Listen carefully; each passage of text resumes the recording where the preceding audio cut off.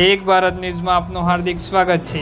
આંતરરાષ્ટ્રીય હિન્દુ પરિષદ રાષ્ટ્રીય બજરંગ દળ હિંમતનગર સાબરકાંઠા ટીમ દ્વારા જયા પાર્વતી વ્રત જાગરણ નિમિત્તે રાસ ગરબાનું આયોજન કરવામાં આવ્યું હતું।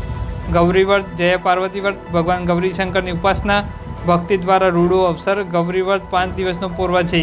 આમાં અષાઢી હરિયાળી અનુરૂપ જ્વારાનું પૂજન કરાય છે।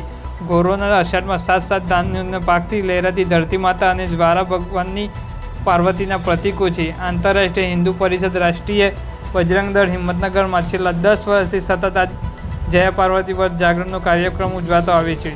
આ કાર્યક્રમ દરમિયાન હિંમતનગરના મહાનુભાવો, દાતાશ્રીઓ, પંચદેવ, મંદિર ટ્રસ્ટીઓ, પોલીસ પ્રશાસન વગેરે ઉપસ્થિત રહી સંગઠનને સાથ સહકાર આપ્યો હતો।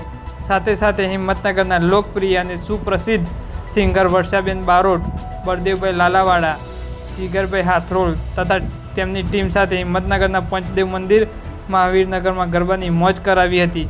ત્યારબાદ ગરબામાં રમનાર દીકરીઓને ફળહાર, નાસ્તો, ફરાળ વગેરે આપવામાં આવ્યો હતો અને સારા ગરબા રમનાર દીકરીઓને ઇનામ પણ આપવામાં આવ્યા હતા।